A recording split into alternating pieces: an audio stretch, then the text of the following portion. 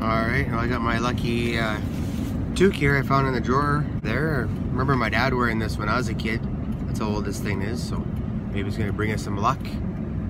Thank my dad for taking me out hunting and trapping when I was younger, getting this instilled in me, and then just kind of made my own journey, and now I'm taking my T.I.T along here. We're going to go check a couple things. Go to the farm. We've had a snowstorm here, and for 2 days it just stopped snowing and the wind's just starting to die down, so don't know if we're gonna see much for sign, but we'll check our snares and yeah, go from there. Once we get to the farm, I'll turn you guys back on and hopefully we make it there. Blake's driving on the snow-covered roads for the first time. Anyways, we'll see you in a bit, hopefully.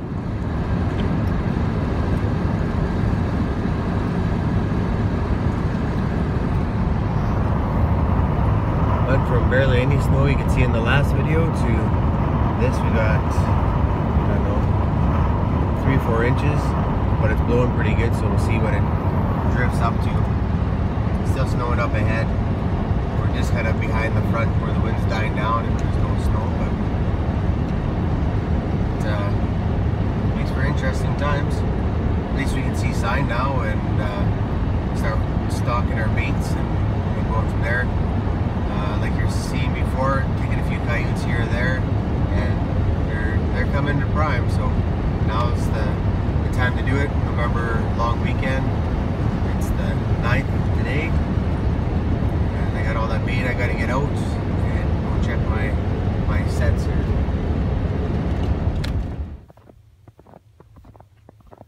I don't know if you can see this, but the wolf's been back. I'm just trying to find a spot here where it's not drifted in. Of course, I drove all over the good stuff, good tracks, but anyways, it's right here and heading that way. And back over there is where I have all that bait, that moose and deer and stuff like that. So there's a few birds there on it, and you can see where this wolf had come from. It wanted to go there and was kind of nervous, went back and forth, and then started coming up this way.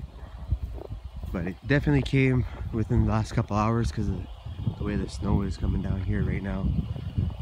So fresh. So hopefully we get him in here.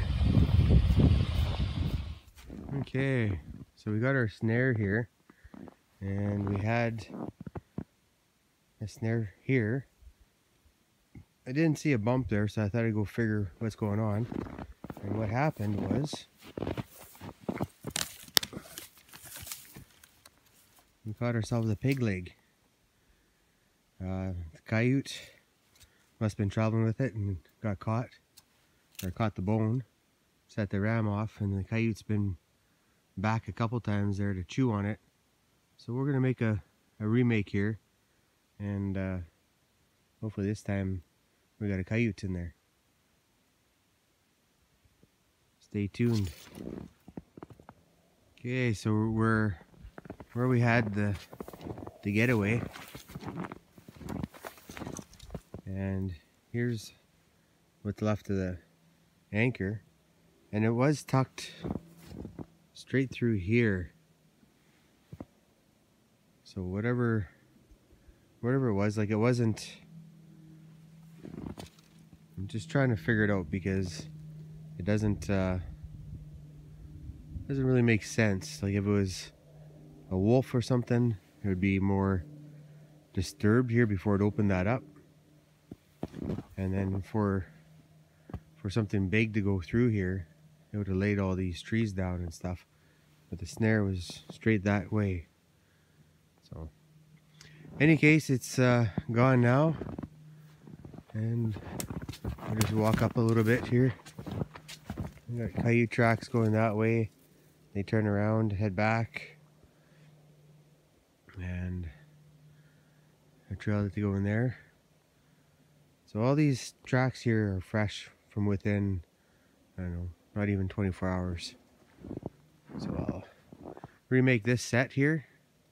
Maybe keep that snare right in this little opening. It's already pinched off.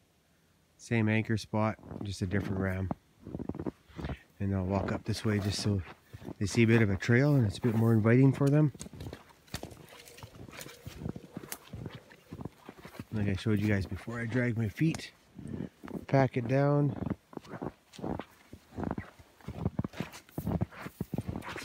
And then don't leave ridges for my foot tracks there.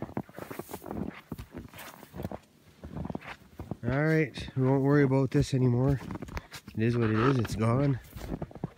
And we'll figure it out. You see how that's stretched straight out and it must have hung on until the bitter end. Just doesn't make sense. Okay, we'll catch you in a bit. So we have the pigs covered there, and thought they refroze up. It was -20 for a couple of days, but they're still hard on that side, but on the underside, and they're pretty mushy still. Almost slipping right out of my hand. I'll give you $1 to lick it. Nope. I'm gonna roll my sleeve up.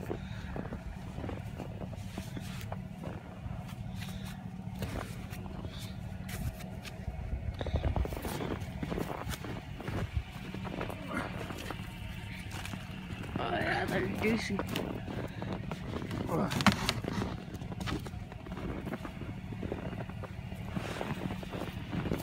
Ah, yucky.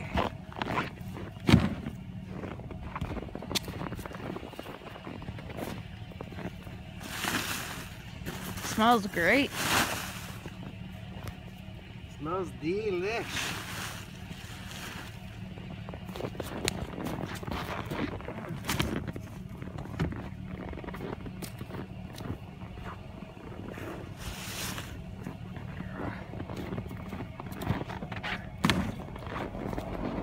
One more. Pick a juicy one.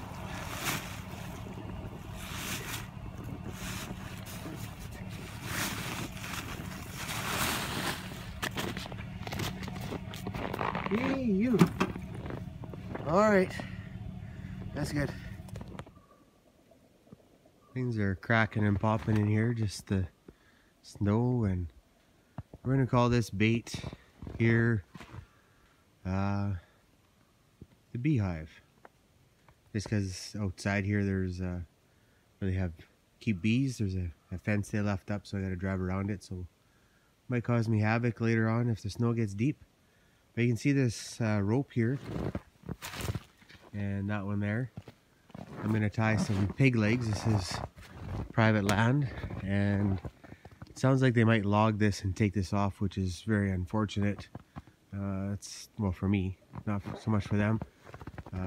Some of the farmers there bought this land and they're gonna open it up more, so I'll get this bait going on here, and haven't heard when they're gonna open it up, but it might be this year and it could be in the spring, but I'll get started anyways. And yeah, so this is what this looks like. I'll hang the pig legs here. You gotta wear your gloves there because they're juicy and slimy. And then we'll see what coyotes come in here. There's already coyote tracks coming through here. I've baited here for a couple of years, and people usually dump their scraps. So, and we've been to this bait a couple times over the years. Nice and close to my place, not too far, and good coyote numbers. And this is that fence the bee guys left, and I can smell the pigs here. So these are the pig legs I quartered in one of the videos. I'm still yet to post, and I just tie that rope around the feet and hang it so the birds can get after it and the coyotes can reach it, and they don't take off with it. Something I'm trying new this year. Other years I've tied one or two, or a moose or something like that, but we'll see what ends up for trails. You might remember this year used to have a trail that I used to walk up over that little hill. Just I don't know, 3 or 4 coyotes I picked up there last year, various coyotes throughout the rest of the bush. But yeah, we'll get at it. So that's what it looks like. Got one kind of standing up, the other one's on the ground a bit. The birds can play with. And yeah, hopefully next time I come out, I'll give it a day or two just so they can make some trails. It's a long weekend. And I got a birthday coming up here, so I took that day off so I can trap. Enjoy it. Maybe I'll shoot a whitetail buck that day. But I love stuff like this where it's nice and tight. And to make trails and gives me lots of options. Okay, we're off. Well, I did a whole bunch of talking to myself there. And now I'll just give you a recap. So this is a new bait here. I've thrown out some elk ribs and the elk head and stuff, and some of Blake's deer carcass there, the trimmings. But in here there was a coyote that walked along, and then it stopped and dropped off a bone there. And then I had that snare there I put in, and they were going through there before, but they kind of kick off in different spots. And now I just made a trail there. Try and guide them in just by using the trails. So I'm gonna put a couple pig legs in here. I just wanted to, I got another snare over here. And we'll check. And Blake's staying warm there. Hey, Tit. Yeah, hi. So, if you guys are wondering what a tit is, it's a trapper in training. A trapper in training? So you and Mom are both tits? Yeah. You guys are a set of tits? Yep. Oh yeah. So Mom's tit 1 and you're tit 2? Yep. And she's right, I'm left. She's right and left, so huh. There you go. So a set of tits. So what we're gonna do here is you can see the coyote tracks here. Looks like it's sneaking in back there. I'll see what I have for a power ram. And I have another one just in here and then off to the left a little bit.